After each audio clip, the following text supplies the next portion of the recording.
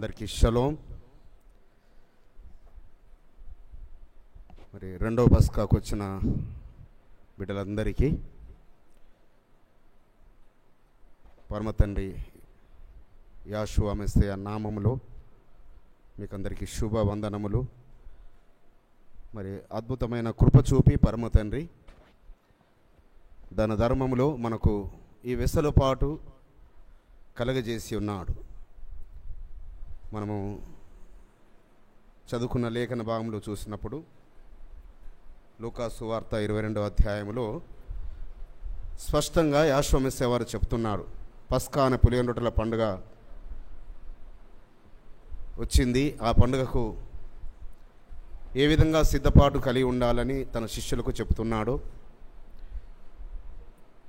మీరు వెళ్ళి మరి ఫలానా పట్టణములో ఫలానా గృహములో మీకు ఒక నీళ్ళ కుండ మోసుకొని వెళుచున్న వ్యక్తి ఎదురవుతాడు. అక్కడికి వెళ్ళి అక్కడ మరి మనుష్య కుమారుడు అడుగుచున్నాడు, తన కొరకు పస్కా భోజనం సిద్ధం చేయమని. అంటే ఆయన ఒక మేడగదిని చూపిస్తాడు. ఆ మేడగదిలో అన్నీ సిద్ధం చేసి ఉంటాయి. ఆ మేడగదిలో ఎవరు? యాషువా మెస్సీయ వారు ఇస్తున్న చివరి రాత్రి భోజనం. ఆయన ఈ భూమి మీద జీవించిన 33.5 సంవత్సరాల జీవిత కాలంలో చివరిగా అనగా ఆయన 12 ఏళ్ళ వయసు ఉన్నప్పుడు ఆరంభించాడు పస్కా పండుగ ఆచరించడము. 12 ఏళ్ళ వయసు ఉన్నప్పుడు పస్కా పండుగ గురించి వారు యెరూషలేముకు వెళ్ళినట్టుగా, బెత్లెహేముకు వెళ్ళినట్టుగా అక్కడ నుంచి 12వ ఏట నుంచి ఆయన ఆరంభిస్తే దాదాపుగా 20 సంవత్సరాల పైన 21 సంవత్సరాలు ఆయన పస్కాను ఆచరించారు. సో చివరి పస్కా ఆచరిస్తూ తన శిష్యులకు భోజనమును, ఆ పస్కా భోజనమును ఇస్తూ, ఇది నేను మళ్ళీ తండ్రి రాజ్యములో ఈ భోజనము నేను మళ్ళీ మీ అందరితో కలిసి తీసుకుంటాను. ఎక్కడ? తండ్రి రాజ్యములో మళ్ళీ మీతో కలిసి నేను పస్కా అనగా పస్కా భూత వర్ధమాన భవిష్యత్ కాలములలో ఉన్నది. అదేదో మధ్యలో వచ్చింది, అది మధ్యలో వెళ్ళిపోయేది కాదు. భూతకాలములో అనగా మన పితరులను ఐగుప్తు నుంచి విమోచించినప్పుడు ఆ ఐగుప్తు దేవతలందరికీ తీర్పు చేసి వారి యొక్క ద్వారబంధకముల మీద ఉన్న ఆ రక్తము మరకలను చూసి ఇజ్రాయిల్ మాత్రమే కాదు బిడ్డలారా, అనేకులైన అన్యజనులు ఆచరించినట్టుగా మన గ్రంథములో రుజువులు ఉన్నాయి. వారిని ఏమనంటే మిశ్రిత జనము అంటారు. మిశ్రిత జనము. సో మిస్త్రీస్ అంటారు. మిస్త్రీస్ అనగా ఆ ఐగుప్తులో దేశంలో అనేకులైన జాతుల వారు ఉన్నారు. వారందరూ అనేక జాతుల వారు ఇజ్రాయేలు ప్రజలతో కలిసి పస్కాను వారు ఆచరించారు. కాబట్టి వారి యొక్క గృహాలలో జ్యేష్ఠ సంతానము కాపాడబడ్డారు. ఎక్కడైతే ఎవరైతే ఆచరించలేదో వారి గృహాలలో సంహారదూత చొరబడ్డాడు. వారి జ్యేష్ఠ సంతానము వారి జంతువులలో, వారి యొక్క పశువులలో ప్రతిదీ ప్రథమది అనగా తొలిచూలు చంపబడింది. ఇక ఆ రీతిగా అక్కడ ఆరంభమైన ఆ పస్కాను మన పితరులు అనేకులు ఆచరించారు. మన పితరులు అరణ్యములో ఉన్నప్పుడు ఆచరించడానికి 2వ సంవత్సరంలో సిద్ధపడినప్పుడు, మరి మొదటి సంవత్సరంలోనేమో ఐగుప్తులో ఆచరిస్తే 2వ సంవత్సరంలో ఎక్కడ ఆచరించారు? అరణ్యములో సీనాయి పర్వతం యొద్ద అరణ్యంలో వారు ఆచరించినప్పుడు కొందరు నరశవము ముట్టుట వలన ఆ పస్కాను ఆచరించలేకపోయారు. అప్పుడు వారందరూ దుఃఖపడుతుంటుంటారు, అయ్యా మేము ఎలా ఆటంకపరచబడ్డాము, మరి మేము ఈ పస్కాను ఆచరించకపోతే ఆయన రాజ్యమును స్వతంత్రించుకోలేము కదా, మేము నిత్య జీవనకు వారసులము అవ్వలేము కదా అని వారు దుఃఖిస్తూ ఉంటుంటే వారి బాధను చూడలేక మోషే గారు వెళ్ళి ఆ ప్రత్యక్ష గుడారంలో పరమ తండ్రికి మొరపెడతాడు, అయ్యా ఏంటి వీరి పరిస్థితి, వీరు పస్కాను ఏ రీతిగా మా సహోదరులు ఆటంకపరచబడ్డారు. ఎందుకంటే మీరు సంవత్సరానికి ఒక్క దినమునిచ్చారు. ఎన్ని రోజులు ఇచ్చాడు ఆయన? సంవత్సరానికి ఒక్క రోజు ఇచ్చాడు. మీరు ఒక్క రోజు ఇచ్చారు. ఆ రోజున మరి ఈ రీతిగా వాళ్ళు ఆటంకపరచబడ్డారు, మరి ఎలా అయ్యా అని పరమ తండ్రిని వేడుకుంటే, మరి సంఖ్యాకాండము 9వ అధ్యాయంలో చక్కగా పరమ తండ్రి రాయించి పెట్టారు. ఇది ప్రతి సంవత్సరం నేను చెప్తుంటాను కాబట్టి నేను డీటెయిల్గా వెళ్ళడం లేదు. కాబట్టి అక్కడ ఆ యొక్క సంఖ్యాకాండము 9వ అధ్యాయంలో పరమ తండ్రి మోషే గారికి తెలియపరుస్తాడు, అయ్యా ఎవరైనా నరశవము ముట్టుట వలన నరశవను ముడితే ఎన్ని రోజులు? 7 రోజులు వారు అపవిత్రత ఉంటుంది. మరి ఆ పస్కా పండుగ వచ్చిన సమయంలో 2 రోజుల ముందో 3 రోజుల ముందో మరి ఎవరైనా వారు చనిపోతే, నిజంగా ఇక్కడ నుంచి చెప్తున్నాను, నాన్న హాస్పిటల్లో మరి 5th మార్చ్ ఏప్రిల్ నాడు అడ్మిట్ అయ్యాడు. సో మనకు 12th ఏప్రిల్ పండుగ ఉంది. మరి చాలామంది పరిశుద్ధులు ప్రార్థన చేశారు, ఉపవాసం ఉండి ప్రార్థన చేశారు. కొందరైతే డైరెక్ట్ నన్ను అడిగారు, మరి అన్న బాబుకి ఏమన్నా అవుతే పస్కా సంగతి ఏంటి అంటే, అంత దూరం ఆలోచించలేదు అన్న. నేను ఒకటే మాట వారికి, అంత దూరం నేను ఆలోచించలేదు, ఎందుకంటే అంత దూరం వెళ్ళనివ్వడని ఒక విశ్వాసం ఉంది, అలాంటి పరిస్థితి రానివ్వడని ఒక విశ్వాసం ఉంది, కాబట్టి నేను అంత దూరం ఆలోచించలేదు అన్న. అది ఒక్కటే మాట జవాబిచ్చాను. కానీ పరమ తండ్రి అద్భుతమైన కృప చూపి మనకు మొదటి నెలలో మరి ఆయన ప్రణాళిక చొప్పున జరిపించాడు.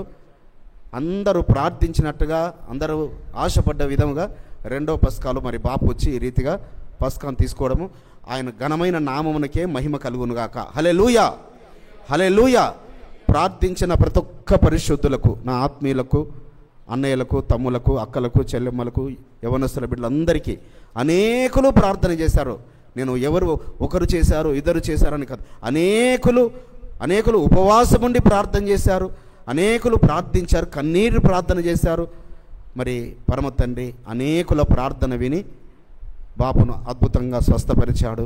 మరి ఈ దినమున మన మధ్యలోనికి సజీవుని నడిపించాడు. కాబట్టి నరశవను ముట్టుట వలన ఎవరైనా పస్కాను ఆచరించకపోతే వారికి 2వ నెలలో సేమ్ అదే 14వ రోజు సాయంకాలమున అని పరమ తండ్రి దానితో పాటు ఇంకొక విషయం కూడా పెట్టాడు అక్కడ. ఎవరైనా పొరపాటున దూరదేశము ప్రయాణం చేస్తే, మరి చెన్నై ఎదిద్య అనుకోకుండా వారి కంపెనీ నుంచి 1 month మరి వెళ్ళవలసి వచ్చింది జపాన్కు. 29th మార్చి నాడు వెళ్ళాడు, మళ్ళీ 29th ఏప్రిల్ లోపు తను వస్తాడు, అనగా ఈలోపు పస్కా మిస్ అవుతాడు. సో ఆయనకు అనేక సంవత్సరాల నుంచి ఎదురు చూస్తున్న ఆపర్చునిటీ అలా వచ్చింది. కాబట్టి తను దూరదేశం వెళుతున్నాడు. అదేవిధంగా లక్ష్మీ చెల్లెమ్మ బయలుదేరడానికి అన్నీ సిద్ధం చేసుకొని రెడీ ఉన్నారు. మరి వారి సంత బావగారు మరి మరణము చెందారు అనే మరణ వార్త విన్నారు. కాబట్టి ఇలాంటి సందర్భాలలో పరమ తండ్రి ధర్మములో ఒక మాట రాయించి పెట్టాడు. ఒక మాట చూసుకొని మనం ముందుకు సాగుదాము. సంఖ్యాకాండము 9వ అధ్యాయము, సంఖ్యాకాండము 9వ అధ్యాయము 9వ వచనం నుంచి కొన్ని మాటలు చూసుకుందాము. ముందుగా నా ప్రార్థన చేసుకుందాం మెసేజ్లోకి వెళ్ళే ముందు.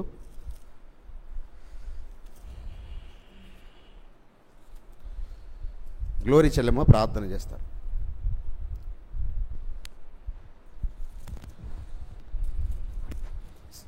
సంఖ్యాకాండము 9వ అధ్యాయము 9వ వచనం నుంచి 12 వచనాలు మనం చూసుకుందాము. చదివిన తర్వాత చెల్లెమ్మ ప్రార్థన చేస్తారు. సంఖ్యాకాండం 9:9 నుంచి. అప్పుడు యెహోవా మోషేకు ఇలాగూ సెలవిచ్చెను, నీవు ఇశ్రాయేలుతో ఇట్లనుము, మీలో కానీ మీ వంశములలో కానీ ఒకడు శవమును ముట్టుట వలన అపవిత్రుడైనను దూర ప్రయాణము చేయుచుండెనను అతడు యెహోవా పస్కా పండుగను ఆచరింపవలను. వారు 2వ నెల 14వ దినమున సాయంకాలమున దానిని ఆచరించి పొంగని వాటితోనూ చేదు ఆకుకూరలతోనూ దానిని తినవలెను. 13వ వచనం. ప్రయాణములో ఉండని పవిత్రుడు పస్కాను ఆచరించుట మానిన ఎడల ఆ మనుషుడు తన జనులలో నుండి కొట్టివేయబడను. అతడు యెహోవా అర్పణమును దాని నియామక కాలమున అర్పింపలేదు గనుక ఆ మనుషుడు తన పాపమును తానే భరింపవలను. మీలో నివసించు పరదేశి యెహోవా పస్కాను ఆచరింపగోరునప్పుడు అతడు పస్కా కట్టడ చొప్పున దాని విధిని బట్టియే దానిని చేయవలెను. పరదేశికిని మీ దేశంలో పుట్టిన వానికిని మీకును ఒకటే కట్టడ ఉండవలెను. అదేవిధంగా మొదటి పస్కాలు పాలు పెంపులు పొందాలని దాదాపుగా మరి 2 నెలల ముందే అమ్మాయి సౌందర్య తను అంకుల్ నేను బ్యాప్టిజం తీసుకుంటానని చెప్పినప్పుడు నిజంగా నా హృదయం సంతోషంతో ఉప్పొంగింది. కానీ మరి ఎందు గురించో తను మొదటి పస్కాలో ఆటంకపరచబడింది. మరి తనకు మొదటిసారే ఓహో ధర్మంలో ఇలాంటి వెసులుబాటు ఉన్నదని నేర్పించడానికి కొరకు అని అనుకుంటున్నాను. నేనైతే ధర్మంలో సంవత్సరానికి ఒకసారే కాదు బిడ్డ, కొన్ని పరిస్థితులలో ఇలాంటిది వెసులుబాటు నీ గురించి నేను ఏర్పాటు చేశానని తనకు తెలియపరచడానికే మరి ఇది. ఎందుకనగా మొదటి పస్కా నాడు తన మెసేజ్లన్నీ విన్నది. మరి ఈరోజు కూడా తన యొక్క మాటలు వినడానికి వరకు, అంటే రాబోయే తరాలకు తనకు నేర్పించడానికి అయి ఉంటుందని నా యొక్క భావన. ఓకే, ప్రార్థన చేద్దామా. పరిశుద్ధుడా, ప్రేమగల మా తండ్రి, నీ పరిశుద్ధమైన నామమునకు తండ్రి లెక్కలేని వేలాది వందనాలు స్తుతులు స్తోత్రాలు చెల్లించుకుంటున్నాం తండ్రి. ఇదిగో తండ్రి నాయన, మాకు ఇచ్చినటువంటి ఈ అవకాశాన్ని బట్టి నీకు స్తుతులు స్తోత్రాలు తండ్రి నాయన. ఇదిగో తండ్రి నాయన, మొదటి పస్కాలో చేయవేయలేకపోయాం తండ్రి నాయన. మీరు ఇచ్చిన అవకాశాన్ని బట్టి తండ్రి నాయన, రెండవ పస్కాలో మేము చేయవేయటకు నాయ తండ్రి, మాకు ఇచ్చిన అవకాశాన్ని బట్టి నీకు స్తోత్రాలు స్తుతులు చెల్లించుకుంటున్నాం తండ్రి నాయన. ఇదిగో తండ్రి, సమయంలో తండ్రి నాయన వాక్యోపదేశము చేయుచున్న అన్నను జ్ఞాపకం చేసుకో తండ్రి, మీకు స్తోత్రాలు తండ్రి. నిలబడింది అన్న కానీ తండ్రి నాయన, మా అన్నతో మీరు మాట్లాడి తండ్రి నాయన, జీవవాక్యము మాకు అందించమని అడుగుచున్నాను తండ్రి, నీకు స్తోత్రాలు చెల్లించుకుంటున్నాను తండ్రి నాయన. ఇదిగో నాయన, ఎంతమంది బిడ్డలైతే నాయన రెండో పస్కా తీసుకోవడానికి సిద్ధపాటులో ఉన్నారు తండ్రి నాయన, ఆ బిడ్డలందరినీ దీవించి ఆశీర్వదించి తండ్రి నాయన. ఇదిగో నేను నీ పస్కాను మేము తీసుకున్నప్పుడు తండ్రి నాయన, మా జీవితాలు నాయన ధన్యము చేసుకుని తండ్రి నాయన, ఇదిగో నేను నీకు నాయన చిత్తానుసారమైన మనసు కలిగి తండ్రి నాయన, నీకు అనుకూలమైన జీవితం మేము జీవించే భాగ్యం దయచేయమని అడుగుచున్నాను తండ్రి, నీకు స్తోత్రాలు తండ్రి నాయన. ఇదిగో తండ్రి నాయన, మాట్లాడేది నాయన, ఇదిగో నేను మీరే మాతో మాట్లాడమని అడుగుచున్నాను తండ్రి, నీకు స్తోత్రాలు తండ్రి నాయన. అన్నను తండ్రి నాయన మీ ఊరుగా వాడుకోమని అడుగుచున్నాను అయ్యా, నీకు స్తోత్రాలు తండ్రి నాయన.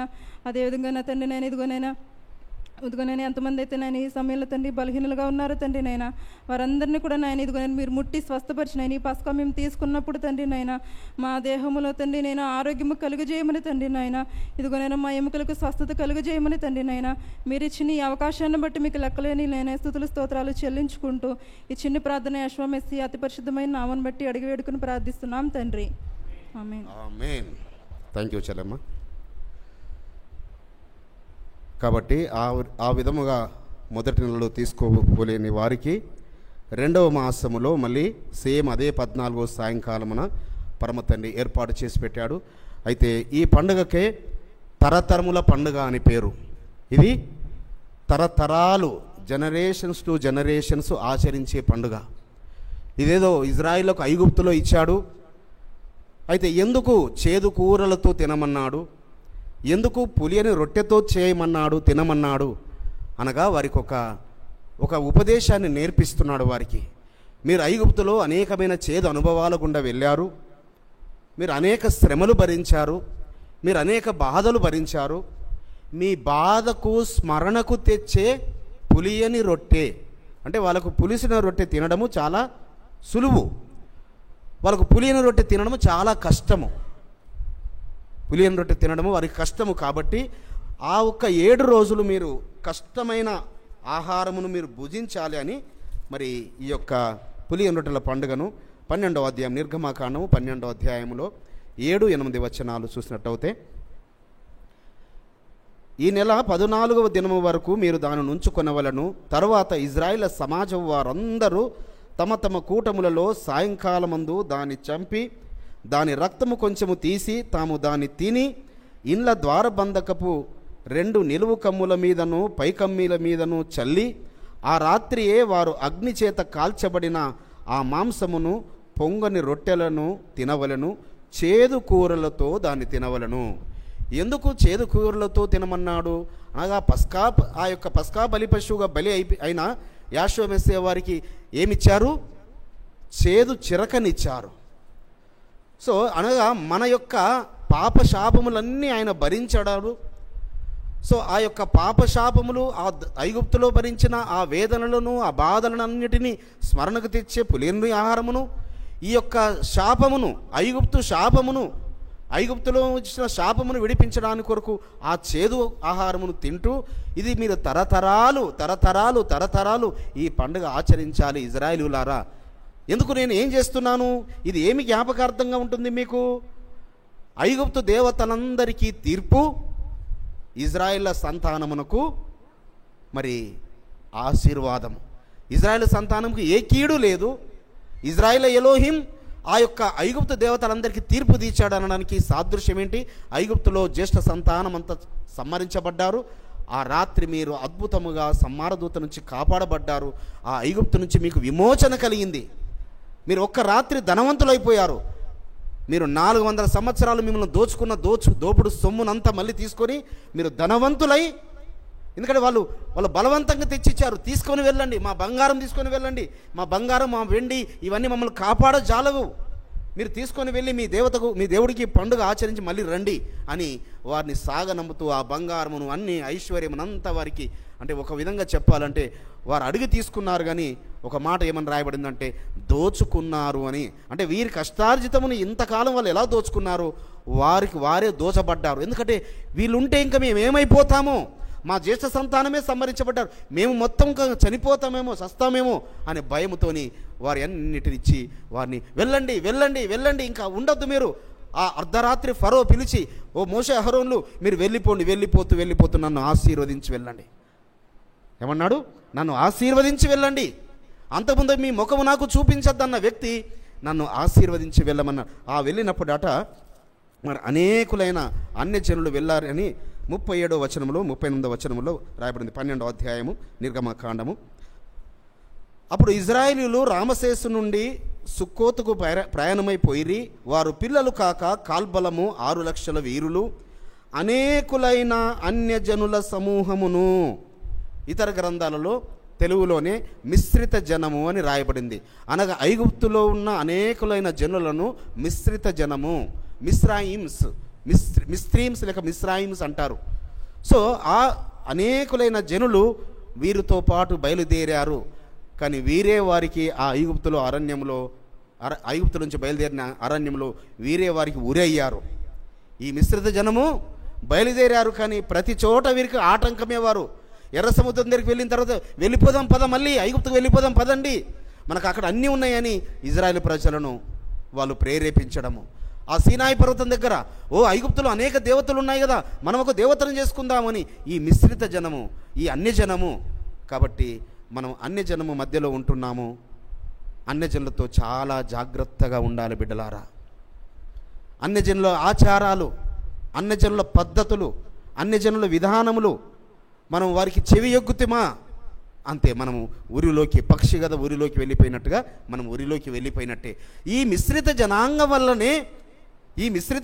వల్లనే ఇజ్రాయేలుకు అనేక శ్రమలు వచ్చాయి. వారేంటంటే వీరి స్నేహాన్ని బట్టి, వీరికున్న మరి ఒకప్పుడు మన ప్రైమ్ మినిస్టర్ ఇందిరాగాంధీ చంపబడినప్పుడు అక్కడ ఢిల్లీలో మరి సిక్కులను ఊచకోత కోశారు. ఆ సమయంలో మరి స్నేహితులైన వారు, బంధువులైన వారు, మనవారు ఆ సిక్కులను దాచిపెట్టారు. స్నేహితులు పక్కపక్కకు స్నేహితులు వారు ఉంటారు కదా, వారిని దాచిపెట్టారు. సో అనగా ఆ రీతిగా ఈ యొక్క ఐగుప్తులో వారికి ఉన్న ఆ పక్క వారికి, మీరు ఈ పండుగ ఆచరించండి, ఈ పస్కా ఆ రక్తం పెట్టుకోండి, మీరు సంహారదూత చేత తప్పించబడతారు, మీరు మాతో పాటు రావచ్చని వారిని ఆ ఉన్న స్నేహాన్ని బట్టి, బంధుత్వాన్ని బట్టి, ఆ ప్రాణ స్నేహాన్ని బట్టి తీసుకొని వెళ్ళారు. కానీ ఆ ప్రాణ స్నేహితులే వీరికి ఆ అరణ్యంలో ఊరయ్యారు. వీరు శ్రమలు కొని తెచ్చుకోవడానికి కారకులయ్యారు. కాబట్టి మనము అందుకే ఇక్కడ చెప్తాడు పరమ తండ్రి ఇదే అధ్యాయంలో 47-48 వచనాల్లో చెప్తాడు, ఇజ్రాయేల్ సర్వ సమాజము ఈ పండుగను ఆచరింపవలను, నీ యొద్ద నివసించు పరదేశి యెహోవా పస్కాను ఆచరింపగోరిన ఎడల అతనికి కలిగిన ప్రతి మగవాడు సున్నతి పొందవలను. తర్వాత అతడు సమాజంలో చేరి దానిని ఆచరింపవచ్చును. అట్టివాడు మీ దేశములో పుట్టిన వానితో సముడగును. సున్నతి పొందని వాడు దానిని తినకూడదు. దేశస్థునికి మీలో నివసించు పరదేశకుని దీని గురించి ఒకటే కట్టడ, ఒకే విధి ఉండవలనని అనెను. ఒకవేళ మీలో ఉన్న పరదేశులు అనగా ఇలాంటి అన్యజనులు, సో వారు వచ్చారు కదా, వారు కూడా మరి ఇజ్రాయేల్ ప్రజలతో సున్నతి పొందుకొని వారు ఆ పస్కా పండుగను ఆచరించి ఆ రక్తమును ద్వారబంధకాలకు పెట్టుకొని సంహారదును తప్పించబడి బయలుదేరిన వారే. అదేవిధంగా మనకు కూడా మన చుట్టూ ఉన్న మన స్నేహితులు, బంధువులు వారు మరి రాబోయే ఉగ్రత నుంచి తప్పించడం మనం ఏం చెప్తాము, మీరు కూడా మాకులాగా పస్కా తీసుకోవాలంటే మీరు బాప్తిస్మము పొందండి. సో ఈ యొక్క ఆత్మీయ యొక్క అర్థం ఏమైంది ఉంది, ఇప్పుడు ఏమి దాగి ఉన్నది, ఆ సున్నతికే ఆత్మీయమైన సత్యము. సో హృదయ సున్నతి అనగా విశ్వాసము ద్వారా మనం నమ్మి రక్షింపబడి బాప్తిసం పొందుకుంటే మీరు ఈ యొక్క పస్కా భోజనములో అనగా ఈ ప్రభురాత్రి భోజనంలో మీరు పాలు పెంపులు పొందవచ్చు, రాబోయే ఉగ్రత నుంచి తప్పించబడతారని మన స్నేహితురాండ్రకు చెప్పుకోదామా చెప్పండి.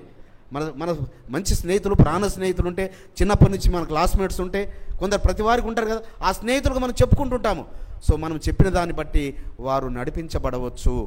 వారు నడిపించబడవచ్చు, వారు కూడా రక్షణలోకి. కానీ వారికి ఈ ఆచార సంబంధమైన వాటి గురించి చాలా చక్కగా మనం ముందుగానే ఉపదేశించాలి వారికి.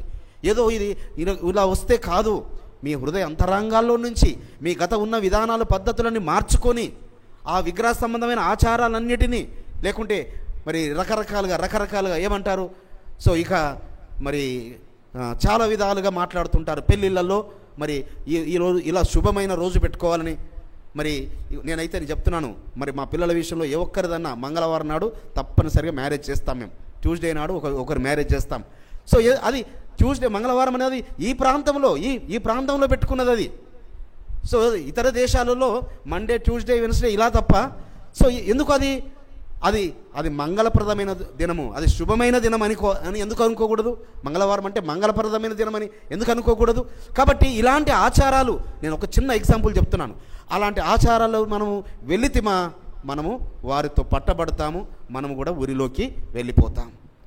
ఇంకా కొందరైతే ముహూర్తాలు చూసి పెడుతుంటారు పెళ్ళిళ్ళలో. సో పరమ తండ్రికి అది ఇష్టమైన కార్యము కాదు. నేను చెప్పేది ఏంటంటే పరమ తండ్రికి ఇష్టమైన కార్యము కాదు. సో ఆ రీతిగా ఇజ్రాయెల్ ప్రజలు ఆ ఐగుప్తులతో సహవాసము చేసి ఆ మిశ్రిత జనాంగం వెంటబెట్టుకుని వెళ్ళారు, శ్రమలు కొని తెచ్చుకున్నారు. అందుకే అంటాడన్నట్టు పరమ తండ్రి సంఖ్యాకాండములో 15వ అధ్యాయం 15వ వచనంలో ఒక మాట అంటాడు, మంచి మాట చూడండి. మీకును మీలో ఉన్న పరదేశికుని ఒకటే కట్టడ, ఒకటే న్యాయవిధి, ఒకటే ఆశీర్వాదము, ఒకటే దీవెన. 15 సంఖ్యాకాండం. సంగమునకును అనగా మీకును మీలో నివసించు పరదేశికిని ఒకటే కట్టడ, అది మీ తరతరములకుండు నిత్యమైన కట్టడ, యెహోవా సన్నిధిని మీరున్నట్లే పరదేశియు ఉండును. మీకును మీ యొద్ద నివసించు పరదేశికిని ఒకటే ఏర్పాటు, ఒకటే న్యాయవిధి ఉండవలెను. యెహోవా మోషేకు ఇలాగు సెలవిచ్చెను. చాలమ్మ, చాలు అక్కడ వరకు 15, 16. కాబట్టి నీకును మీలో నివసించు పరదేశికిని ఒకటే కట్టడ, ఒకటే ఏర్పాటు, ఒకటే న్యాయవిధి. సో ఒకటే ఆశీర్వాదాలు ఒకటే, వాగ్దానాలు ఒకటే, ఆజ్ఞలు ఒకటే, దీవెనలు ఒకటే, శిక్షలు కూడా సేమ్ అదే శిక్షలు. వారికే శిక్షలు, పరదేశులకు అదే శిక్షలు. వారికే ఆశీర్వాదంలో, పరదేశులకు అదే ఆశీర్వాదం. కాబట్టి మనము ఈ ఆశీర్వచన పాత్రలు ఎందుకు చేయి వేస్తున్నాము? ఆశీర్వాదము కోరి చేయి వేస్తున్నాము. కాబట్టి వారికి ఏ కట్టడలో మనకు అదే కట్టడలో. సో వారు చేదుకూరలు తినమన్నాడు, మనము చేదుకూరలు తినడమే. సో వారిని పులియని రొట్టెతో తినమన్నాడు, పులియని రొట్టెలే. మరి ఈరోజు పస్కా తీసుకునేవారు 7 రోజులు, మిగతా 7 రోజులు పులియని ఆహారం మీరు తినొద్దు, పులిసిన ఆహారము తినకూడదు, పులియని ఆహారమే తినాలి. పులిసిన ఆహారము మాత్రమే మీరు, పులిసిన ఆహారము తినకూడదు, పులియని ఆహారము తినాలి. కాబట్టి సో పరమతని చెప్తున్నాడు. అయితే మన పితరులు దీన్ని ఆరంభం నుంచి ఏ రీతిగా ఆచరించారో మరి అబ్రహాం గారిని జ్ఞాపకం చేసుకోకుండా ఉండలేము ఈ సమయంలో. ఆదికాండము 14వ అధ్యాయం 18, 19, 20 వచనాలు చూసుకున్నట్టయితే, మరియు షాలేము రాజైన మెల్కిసెదెకు, ఆదికాండము 14, 18, 19, 20, రొట్టెను ద్రాక్షారసమును తీసుకొని వచ్చెను. అతడు సర్వోన్నతుడగు ఎలోహింకు యాజకుడు.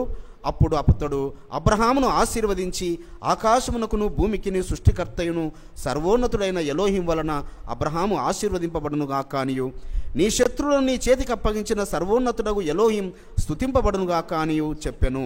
అప్పుడు అతడు అన్నిటిలో ఇతనికి 10వ వంతు ఇచ్చెను. సో అబ్రహాము గారికి మెల్కిసెదెకు గారు. సో మెల్కిసెదెకు అంటే తెలిసిన వారందరూ చేతులెత్తండి. మెల్కిసెదెకు అంటే ఎవరో? మెల్కిసెదెకు అనగా ఆ పరలోకపు తండ్రి, ఆ యెహోవానే ఆయన మరి శరీరధారిగా అబ్రహాము గారి దగ్గరకు వచ్చాడు. ఆ ఉన్నవాడైన, ఆ రాజైన, ఆ యాజకుడైన ఆ మెల్కిసెదెకు గారు అబ్రహాము గారికి, ఎందుకంటే అబ్రహాము గారికి మించిన వారు ఆ కరములో ఎవరు లేరు, అబ్రహామును మించిన గొప్పవారు ఎవరు లేరు. అబ్రహామును ఆశీర్వదించడానికి వచ్చింది సాక్షాత్తు ఇదే మాటలు హెబ్రీ పత్రిక 7వ అధ్యాయంలో చెప్తాడు. నేను అక్కడ వెళ్ళదలుచుకోలేదు, కానీ మీరు తర్వాత డౌట్ ఉన్నవారు చూసుకోండి. హెబ్రీలో రాసిన పత్రిక 7వ అధ్యాయంలో మొదటి 4 వచనాలలో మరి ఆ యొక్క తండ్రి లేనివాడైనా, తల్లి లేనివాడైనా, వంశావళి లేనివాడైనా, ఆదియు అంతము లేనైన జీవం గలవాడైనా ఆ యెహోవా, ఆ మెల్కీసెదెకు యాషూవ మెస్సీయ వారిని పోలి ఉన్నారు. అనగా మన యాషూవ మెస్సీయ వారు మెల్కీసెదెకు గారే. ఆ మెల్కీసెదెకు గారు వచ్చి అబ్రహాం గారికి ఇచ్చాడు. ఈ మెల్కీసెదెకు వచ్చి 12 మంది శిష్యులకు ఇచ్చాడు రొట్టెను, ద్రాక్షారసం. కాబట్టి అక్కడ ఆరంభమైంది. మూలపితరుడైన అబ్రహాం గారి దగ్గర ఆరంభమైన రొట్టె ద్రాక్షరసము ఈ రోజు వరకు, అందుకే తరతరాలు అది కొనసాగుచున్నది. మరి ఈ యొక్క పండుగను మరి ఒక సందర్భంలో హిజ్కియా రాజు గారు 2వ దినవృత్తాంత గ్రంథంలో 30వ అధ్యాయంలో చూసినట్టయితే 2వ నెలలో ఆయన చేసినట్టుగా ఇక్కడ మనకు ఇంకొక ఎగ్జాంపుల్ కూడా మనకు కనబడుతుంది. సో అక్కడ మోషే గారు మరి ఇజ్రాయెల్ ప్రజల చేత అరణ్యంలో చేపించారు. మరి హిజ్కియా రాజు 2వ దినవృత్తాంత గ్రంథము 30వ అధ్యాయం మొదటి 4 వచనాలు చూసినట్టయితే,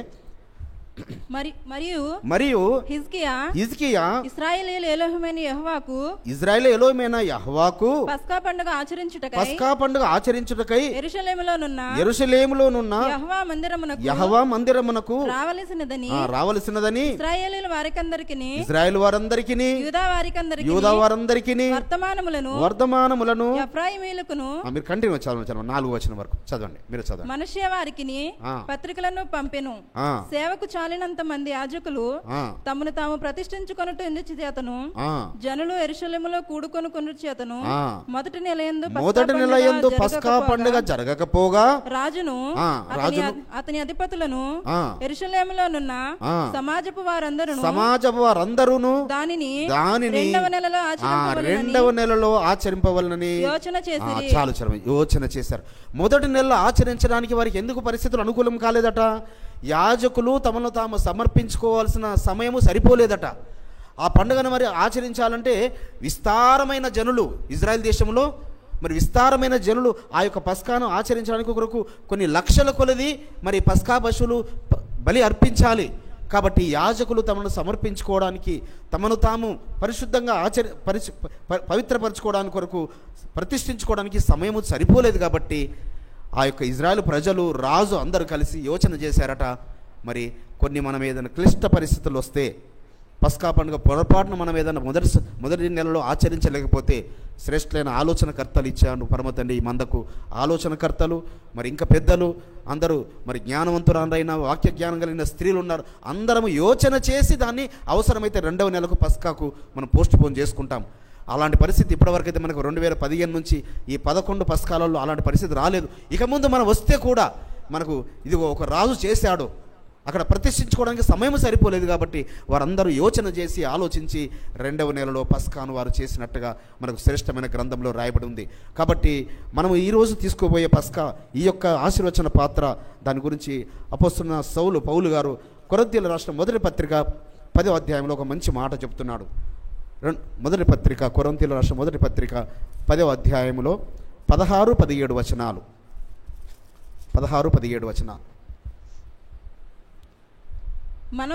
మనము దీవించు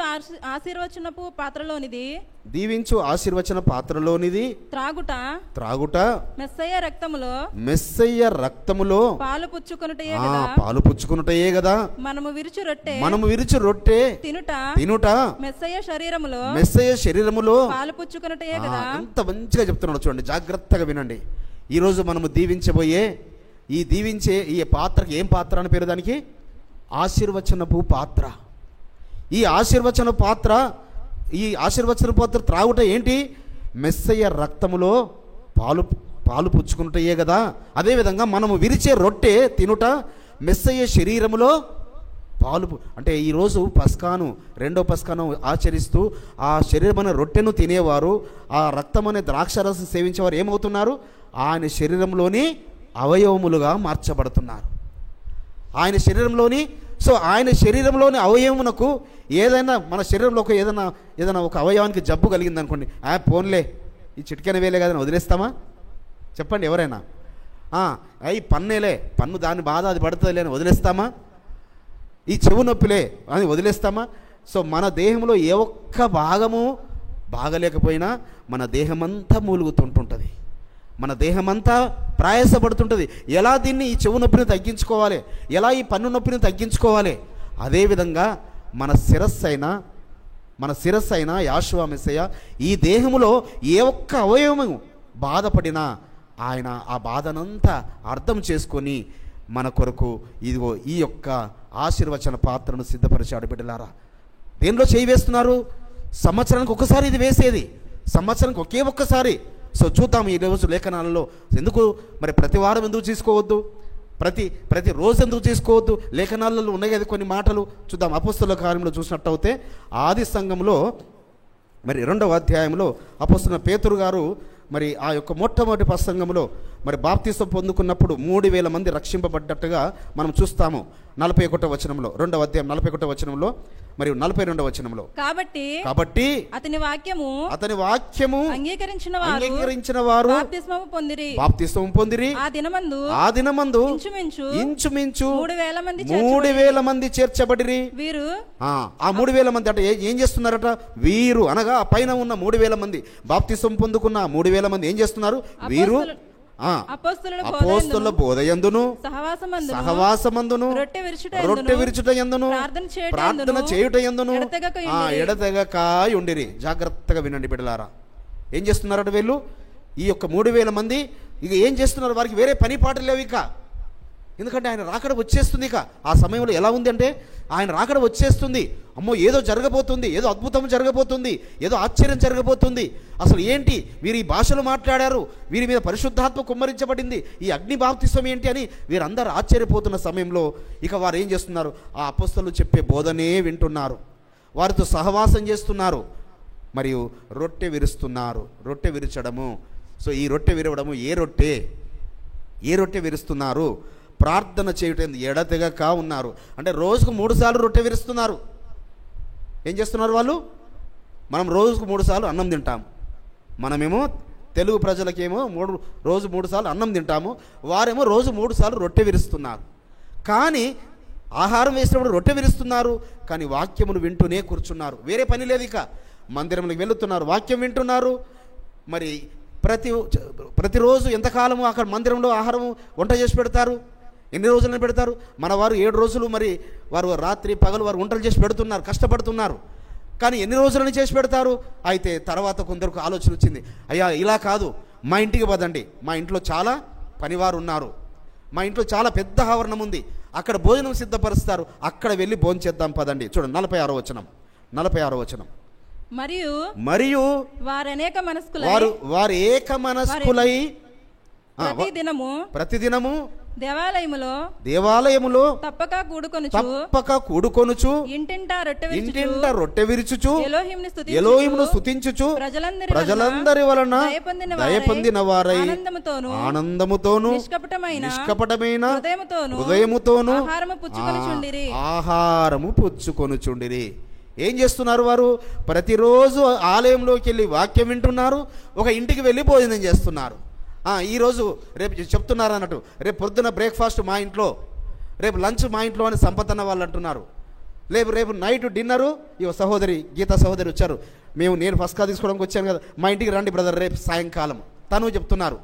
ఇలా ఒక్కొక్కరు సో ఎల్లుండి ఒకరు బుక్ చేసుకుంటున్నారు, దోర్కా చెల్లెమ్మ మా ఇంటికి రండి అంటున్నారు. ఇలా ఎవరికి వారే ఒక్కొక్క ఇంటింట భోజనం చేస్తున్నారు తప్ప ఇంటింట రొట్టె విరవడం అంటే ఇంటింట పస్కా అనే రొట్టె కాదు, ఇంటింట రోజు రొట్టె విరవడం కాదు. ఆయన రొట్టె అనగా శరీరం అనే రొట్టె ఉన్నది అంటే ఆయన రక్తం అనే ద్రాక్షారసము ఉంటుంది. బిడ్డలారా, రొట్టె 3 రకాల రొట్టెలు ఈ శ్రేష్టమైన గ్రంథములో 3 రకాల రొట్టెలు. ఒకటి వాక్యమైన రొట్టె, రెండవది ఆయన శరీరం అనే రొట్టె, మూడవది భోజనం ఆహారం అనే రొట్టె. సో వారి యొక్క ఆహారము రొట్టె కాబట్టి మహారాష్ట్రకు వెళితే రోటీ ఖాయింగే చలో అంటారు, రోటీ ఖాయింగే అంతే. అక్కడ అన్నం తిందాం పద అన్నారు, లేదంటే మరాఠీలో జోన్ జలా అంటారు. సో అంటే భోజనం చేద్దాం పద, మన ప్రాంతంలో అన్నం తిందాం పద అంటాం, మనం రొట్టె తిందాం పద అనం. అలాగే అక్కడ ఇంటింటా రొట్టె విరిచారు, ఆలయానికి వెళ్ళి వారు. కాబట్టి ప్రతిదినము ఎడదెగక ఉన్నారు వారు, వాక్యం వినడమే, వేరే పని లేదు వారికి, వేరే పని ఇంకా వారు పెట్టుకోవడం లేదు. అందుకే వారు ఆస్తులన్నీ తీసుకొచ్చి అపోస్తలుల పాదముల ఎద్ద పెడుతున్నారు, ఎవరికి ఎంతెంత కావాలో వారు తీసుకుంటున్నారు, వారికి ఉన్నది మాది అని అనుకోలేదట వాళ్ళు. ఆ సమయంలో వారికి ఉన్నది ఎవరిది కూడా మాది అనుకోలే, ఇప్పుడు తీసుకొచ్చి పెడతారా, అలా పెట్టమంటారా, పెట్టమని ఎవరన్నా అంటే వారు అజ్ఞానులే అంటాను నేను. ఇక వచ్చేసింది, ఆయన రాకడ వచ్చేసింది. ఆ మధ్యలో డేట్లు అనౌన్స్ చేశారు కదా కొందరు, ఇక రాకడ వచ్చేసి. సో అదంతా జ్ఞానయుక్తమైనది కాదు, స్వార్థపూరితమైంది. అది మనుషుని యొక్క ఇచ్ఛలో నుంచి పుట్టింది. అంతేగాని ఆయన రాకడ గురించి, ఆయన సమయం గురించి, ఆ గడియ గురించి శరీరధారిగా ఉన్న యాషువా మెస్సయ్య తనకే తెలియబడదు అన్నాడు. అనగా శరీరంలో ఉన్న ఏ మానవుడికి కూడా, ఎంత గొప్ప భక్తుడైనా వాడికి తెలియపరచబడదు. అంతే, ఇది గుర్తుపెట్టుకోండి. లైఫ్ లాంగ్ గుర్తుపెట్టుకోండి. ఆ సమయం గురించి ఆయన సూచనలు ఇచ్చాడు, సింబల్స్ ఇచ్చాడు. ఆ సింబల్స్ను బట్టి మెలకువగలిగి ఉండాలి. అక్కడక్కడ యుద్ధాలు జరుగుతుంటుంటాయి, భూకంపాలు జరుగుతుంటాయి, జనం మీదకి జనం లేస్తారు, ఇవన్నీ జరుగుతుంటుంటాయి. కాబట్టి అవన్నీ సూచనలు బట్టి మనం వెళ్ళాలి తప్ప ఎవరెవరో చెప్పిన దాన్ని బట్టి, అజ్ఞానాన్ని బట్టి వెళితే ఆ అజ్ఞానం బోధకులు చెప్పిన దాన్ని బట్టి ఈ వెళ్ళే జనులు కూడా అజ్ఞానులు అయిపోతారు. కాబట్టి అక్కడ చెబుతున్నది ఏందనగా, వారు సహవాసము, అపోస్తుల బోధను వింటున్నారు, సహవాసం కలిగి ఉన్నారు, రొట్టె విరుస్తున్నారు అంటే ఆహారం చేస్తున్నారు, ప్రార్థన చేయుట యందు ఎడతెగక ఉన్నారు. ఎడతెగక కంటిన్యూగా ఇది కలిగి ఉన్నారు. కాబట్టి బిడ్డలారా, ఈరోజు ఏదో తీసుకుంటున్నాము, ఆచారరీతిగా వచ్చి తీసుకుంటున్నాము, వెళ్ళిపోతున్నామని కాదు. మీరు సహవాసము, ఆయనతో సహవాసం కలిగి ఉండండి. ఆయనతో సహవాసం కలిగి ఉండండి. వ్యక్తిగతంగా you spend time with him పర్సనల్గా టైం ఆయనతో గడపండి, ప్రార్థనలు చేయండి, వాక్యము చదవండి. సో సహవాసము కలిగి ఉండండి. మరి అవకాశం ఉన్నప్పుడల్లా సబ్బాతు ఆయన సన్నిధికి రండి. అవకాశం ఉన్నప్పుడల్లా నెలపొడుకు ఆయన సన్నిధికి రండి. అవకాశం ఉన్న ప్రతి అవకాశం వీలు చేసుకొని ప్రతి 3 పండుగలకు తప్పనిసరిగా ఆయన సన్నిధికి రావాలి. ఇది సహవాసం అనగా, ఇది రొట్టె విరుచుడు అనగా, ఇది బోధ వినడం అనగా. అంతేకాని ఆచారరీతిగా ఇది వేసి అయిపోయింది ఇక మా పని, ఇక మాకు నిత్య జీవం వచ్చేసింది, ఇక మేము అంత్యదినం లేపబడతాము అనుకుంటే దానికి మేము బాధ్యులం కాదు బిడ్డలారా. కాబట్టి చెప్తున్నాడు పరమ తండ్రి ఇంకొక మాట. మరి ఈ రొట్టె విరుచుట గురించి యాషువా మెస్సయ్య వారు లూకాసు వార్తలో 24వ అధ్యాయంలో ఒక మంచి మాట చెప్తారు. చూడండి, 24వ అధ్యాయంలో 20వ వచనం, 24వ అధ్యాయం 20వ వచనంలో, మన ప్రధాన యాజకులను అధికారులను ఆయనను 24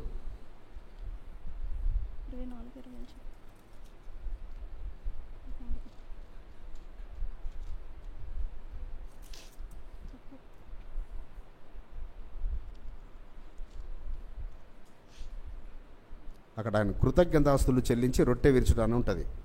యాషువా మెస్సయ్య వారు రొట్టె విరిచి కృతజ్ఞతాస్తులు చెల్లించినట్టుగా, లేదా యోహాను సువార్త 21వ అధ్యాయం చూడండి. యోహాను సువార్త 21వ అధ్యాయం 13వ వచనం. 20 అమ్మా 22 అది కాదమ్మా, అది కాదు 24:30 yes, thank you brother, correct. ఎలోహిం వచ్చి కాదమ్మా 30వ వచనం, 24వ అధ్యాయము లూకాసు వార్త 24వ అధ్యాయం. ఆయన వారితో కూడా 24వ అధ్యాయము 30వ వచనం. ఆయన వారితో కూడా భోజనముకు కూర్చున్నప్పుడు ఒక రొట్టెను పట్టుకొని స్తోత్రము చేసి దాని విరిచి వారికి పంచిపెట్టగా వారి కన్నులు తెరవబడి ఆయనను గుర్తుపట్టిరి. అంతటా ఆయన వారికి అదృశ్యుడాయను. ఆయన లూకాసు వార్తలో మనము ఇందాక చదువుకున్న లేఖన భాగంలో ఏం చెప్పాడు? ఆ రొట్టె విరుస్తూ ఆ రక్తమైన ద్రాక్షరసం ఇస్తూ, నేను తండ్రి రాజ్యములో దాన్ని తీసుకునే వరకు ముట్టను అన్నాడు. ఏది? శరీరమైన రొట్టెను, రక్తమైన ద్రాక్షరసాన్ని. కానీ ఇక్కడ తండ్రి రాజ్యం వచ్చేసిందా? ఆయన మహిమలో ఉన్నప్పుడు, మహిమలో ఉండి మళ్ళీ శిష్యుల యొద్దకు వచ్చి ఆయన రొట్టె తీసుకొని కృతజ్ఞతాస్తుతులు చెల్లి. మనం భోజనం చేసినప్పుడు ఏం చేస్తాము చెప్పండి? భోజనం చేసినప్పుడు అందరూ ప్రార్థన చేస్తారు. ఇక్కడ ప్రార్థన చేయని వారు ఎవరైనా ఉన్నారా? భోజనం చేసినప్పుడు ప్రార్థన చేయని వారు ఎవరైనా పొరపాటున ఉంటే యు బ్లెస్ ద ఫుడ్. కొందరు ఏంటంటే భోజనాన్ని ఇలా పట్టుకొని ప్రార్థన చేస్తారు, భోజనాన్ని ఇలా పట్టుకొని ప్రార్థన చేస్తారు. అలా పట్టుకొని ప్రార్థన చేయడం కాదు. We must bless the food, we must anoint the food. పరిశుద్ధమైన రక్త ప్రోక్షణలో ఇలా చేయి పెట్టి దాన్ని బ్లెస్ చేయాలి. కాబట్టి యాషోం వేసేవారు మధ్యలోకి ఆయన మహిమాశనంలో వచ్చి ఆయన ఒక రొట్టెను పట్టుకొని కృతజ్ఞతాస్తులు చెల్లించి విరిచి ఏం చేస్తున్నాడు, వారికి పంచి పెడుతున్నాడు. అంతేగాని అది ఆయన శరీరమైన రొట్టె కాదు, అదే ఆయన శరీరమైన రొట్టె కాదు, వారు తినే ఆహారమైన రొట్టె. మీరు తర్వాత చదువుకోండి, సమయం ఎక్కువ లేదు కాబట్టి. యోహాను సువార్త 21వ అధ్యాయం 13వ వచనంలో ఆయన అది మూడవసారి వారికి ఆ రీతిగా కనబడింది. ఆయన మరణం నుంచి సమాధి నుంచి లేచిన తర్వాత అది మూడవసారి అని రాయబడింది. ఆ మూడవసారి వచ్చి కూడా ఏం చేశాడు, వారు మరి పేతురు మిగతా శిష్యులు ఒక 6 శిష్యులు వెంట పెట్టుకుని వెళ్ళి చేపలు పట్టడానికి వెళ్ళాడు. చేపలు అస్సలు పడడం లేదు, రాత్రంతా కష్టపడ్డారు. మెస్సయ్య వారు వచ్చి ఆ నది ఒడ్డున కూర్చొని రొట్టెలు చేస్తూ వారి గురించి చేపలు కాలుస్తున్నాడు. చూడండి పరమ తండ్రి వారి ప్రేమ ఎంత గొప్పదో.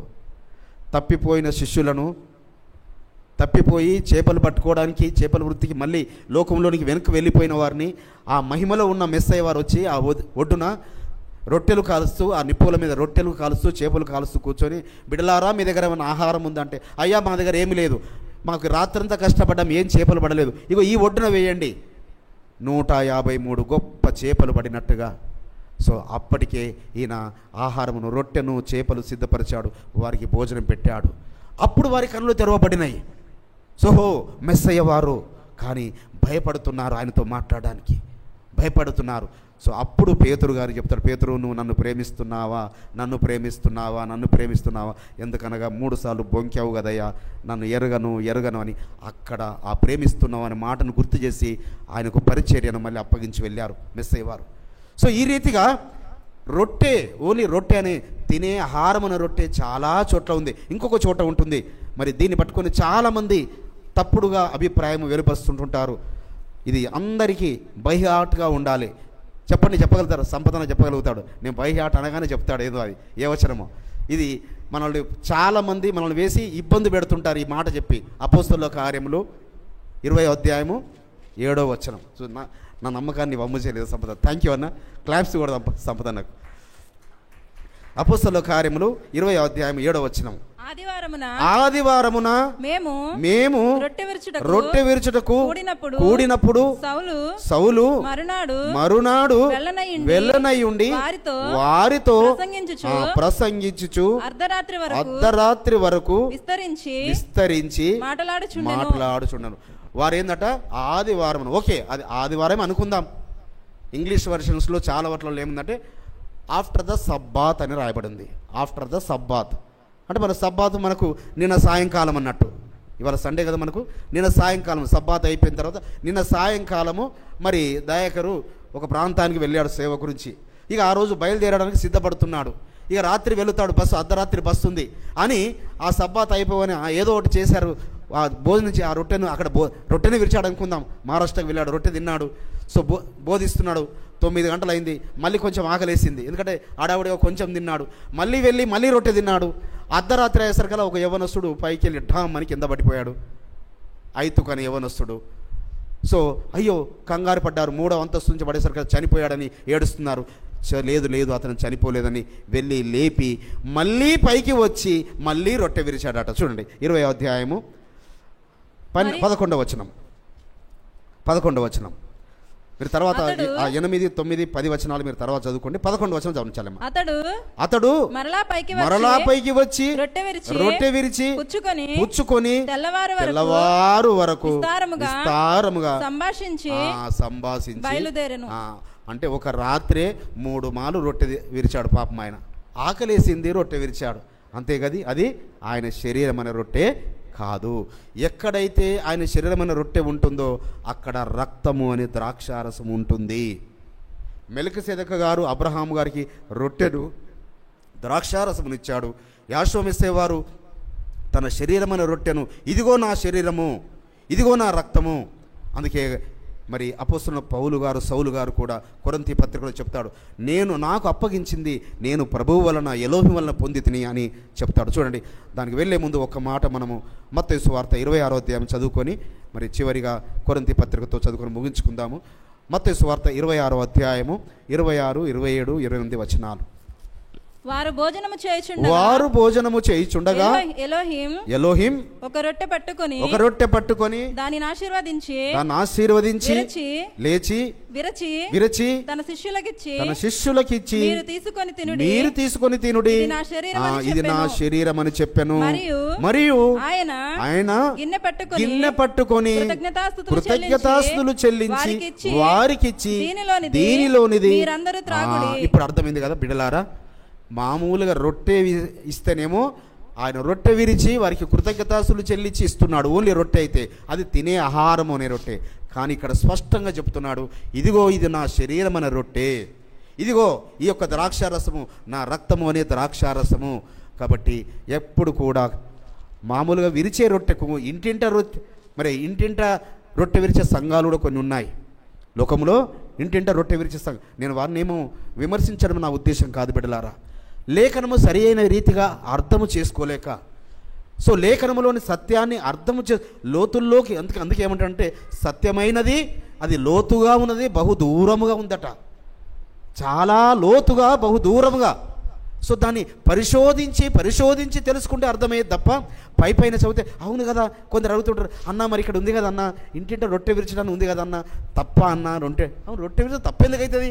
మీరు రోజొకరు పిలవండి, రోజొకరి ఇంటికి వచ్చి ఫోన్ చేస్తాం. ఓకే, మీరు రొట్టె లేదు, నాకు రొట్టె అంటే ఇష్టమే. మరి నేను మహారాష్ట్రలో చదువుకున్నప్పుడు నాకు రొట్టె అలవాటైంది, రొట్టె చేయండి, రొట్టె తింటాను అంటాను. మరి చేయడానికి రాదు పాపం. సో అలా అని అక్కడ బల్ల కాదే, ఆయన శరీరమైన రొట్టె కాదే అది. సో యాషోవా మెస్సీయ వారు చెప్తున్నాడు, ఎక్కడైతే ఆయన శరీరమైన రొట్టె ఉంటుందో అక్కడ వెంటనే రక్తము అనే ద్రాక్షారసం ఉంటుంది.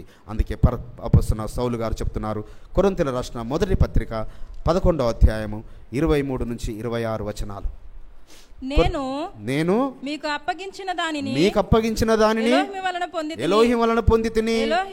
ఎలోహిం తాను అప్పగింపబడిన రాత్రి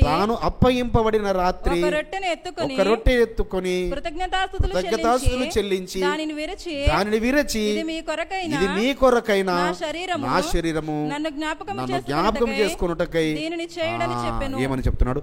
నన్ను జ్ఞాపకం చేసుకోవడానికి కొరకు. మన పితరులు ఎవరైనా, మన నానమ్మనో మన తాతనో మన అమ్మమ్మనో ఎవరు చనిపోతే వారి జ్ఞాపకార్థం ఎన్ని రోజులకు ఒకసారి చేసుకుంటాము? సంవత్సరానికి ఒకసారి కదా, యానివర్సరీ సంవత్సరానికి. అదేవిధంగా మనందరి ముత్తాత అయిన యాషోవా మెస్సీయ వారిని జ్ఞాపకం చేసుకోవడానికి ఈరోజు చేస్తున్నాం. మన ముత్తాత అయిన యాషోవా మెస్సీయ, మన ముత్తాత అబ్రహాము గారు చేశారు. సో అదేవిధంగా మన కొరకు బలియాగమైన మన యాషోవా మెస్సీయ, మన తండ్రి, మన పరమ తండ్రి అయిన యాషోవా మెస్సీయను జ్ఞాపకం చేసుకోవడానికి కొరకు ఈ యొక్క రొట్టెను మనం తీసుకుంటున్నాం. చదవండి తల్లి. నన్ను జ్ఞాపకం చేసుకున్నటకై దీనిని చేయడని చెప్పాను. ఆ ప్రకారమే భోజనమైన పిమ్మట ఆయన పాత్రను ఎత్తుకొని ఈ పాత్ర నా రక్తం వలన క్రొత్త నిబంధన, మీరు దీనిలోనిది త్రాగునప్పుడెల్లా నన్ను జ్ఞాపకం చేసుకున్నటకై ఆయనను జ్ఞాపకం చేసుకోవడం, అనగా జ్ఞాపకార్థ రాత్రి. ఇదే రాత్రి జ్ఞాపకార్థ రాత్రి. మన పితరులను ఐగుప్తులో నుంచి విమోచించిన రాత్రి, ఐగుప్తు జ్యేష్ఠులందరికీ ఐగుప్తు దేవతలకు తీర్పు తీర్చి ఐగుప్తు జ్యేష్ఠులందరినీ చంపిన రాత్రి, ఇశ్రాయేలు ప్రజల జ్యేష్ఠులందరూ కాపాడిన రాత్రి. ఈ రాత్రి మనము మన కొరకు బలియాగమైన యాషోవా మెస్సీయను జ్ఞాపకం చేసుకుంటూ ఆయన శరీరమును, అయ్యా నీ శరీరము నేను తీసుకుంటున్నాను, నీ శరీరంలో నేను పాలిభాగస్తుని అవుతున్నాను, నీ రక్తము తీసుకుంటున్నాను, నీ రక్తములో నేను పాలిభాగస్తుని అవుతున్నాను అని దాన్ని ఆయన మరణాన్ని జ్ఞాపకం చేసుకుంటూ తీసుకుంటున్నాము. ఇక మనం ఏం పొందుకుంటాము? నిత్య జీవమును స్వతంత్రించుకుంటాము. నిత్య జీవమును స్వతంత్రించుకోవడమే కాదు, అంత్య దినమున లేపబడతాం. దీన్ని ఆచరించడం వలన అంత్య దినమున లేపబడతాము, నిత్య జీవమును స్వతంత్రించుకుంటాము. దానికి ఇంకా చదవండి. మీరు ఈ రొట్టెను తిని ఈ పాత్రలోనిది త్రాగునప్పుడెల్లా ఎలోహిం వచ్చే వరకు ఎవరట? ఆయన మళ్ళీ వచ్చే వరకు, ఈ భూమి మీదకి మళ్ళీ ఆయన శరీరధారిగా మళ్ళీ ఆయన రాబోతున్నాడు. ఆయన రెండవ రాకడ దినం వరకు ఆయన మరణమును ప్రచురించుదురు. ఆయన వచ్చే వరకు మనము జీవిస్తే నిజముగా ధన్యులం. ఎందరికి విశ్వాసం చెప్పండి ఆయన వచ్చే వరకు నేను జీవిస్తానని? నేనైతే 2 చేతులు ఎత్తాను. వై నాట్ చెప్పండి? ఎందుకు నెక్స్ట్ ఇయర్ ఆయన కాదని చెప్పదాం? ఎందుకు నెక్స్ట్ ఇయర్ ఎందుకు రాడాయన? ఇంకో 5 సంవత్సరాలు రాడని ఎవరన్నా చెప్పగలరా? ఇంకో 10 సంవత్సరాలు రాడని చెప్పగలరా? ఆయన రాకడ ఎప్పుడో తెలియదు. కానీ మనము ఎప్పటికప్పుడే ఈ సంవత్సరము ఒకవేళ ఈ వచ్చే బూరల పండుగలో ఆయన రాకడ ఉంటే, ఈ వచ్చే బూరల పండుగలో నెక్స్ట్ బూరల పండుగ ఎప్పుడు వస్తుంది? మనకు సెప్టెంబర్లో వస్తుంది. సెప్టెంబర్ 21 అప్పుడు వస్తుంది. సో నెక్స్ట్ బూరల పండుగలో ఆయన రాకడ ఉంటే మనము ఎత్తబడుతాము ఈ యొక్క పస్కాలో చేయి వేయడం వల్ల. కాబట్టి ఈ రాత్రి భోజనం చేయకుంటే అక్కడ విడవబడేవారేమేమో. సో ఆయన నెక్స్ట్ బూరల పండుగలు ఆయన వస్తే విడవబడేవారేమేమో. కాబట్టి ఈ దినము నుంచి మరి 27వ వచనం నుంచి మళ్ళీ మనకు మిగతా 30 వచనాలు చూసుకున్నట్టు అయితే, ఎవరైతే అయోగ్యంగా వేస్తారో అయోగ్యంగా వేయకూడదని చెప్తున్నాడు. యోగ్యముగా మనల్ని మనం పరీక్షించుకొని సో పాద ప్రక్షాళన చేస్తాము. పాద ప్రక్షాళన దేనికి సాదృశ్యం? మరి చూడండి, మన వారు కొందరు వస్తామని అన్నారు. వారు మరి నిర్లక్ష్య ధోరణితో రాలేదు. కానీ ఎక్కడో దూరదేశంలో కువైట్లో సహోదరి ఇప్పుడు మనతో పాటు ఈ ఆన్లైన్లో చూస్తూ తను అక్కడ తీసుకుంటున్నారు. పరమ తండ్రి ఆమెను దీవించునుగాక.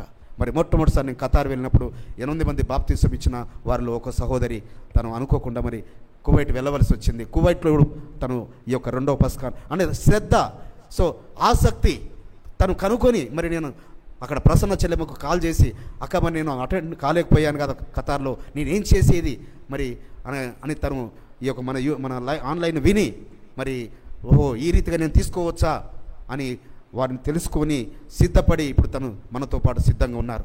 కాబట్టి ఈ రీతిగా ఎక్కడెక్కడో దూరంగా ఉన్నవారు, దూర దేశాల్లో ఉన్నవారికి ఆసక్తి ఉన్నది. కానీ మన వారికి ఇంత ఏర్పాట్లు చేసిన నిర్లక్ష్య ధోరణి.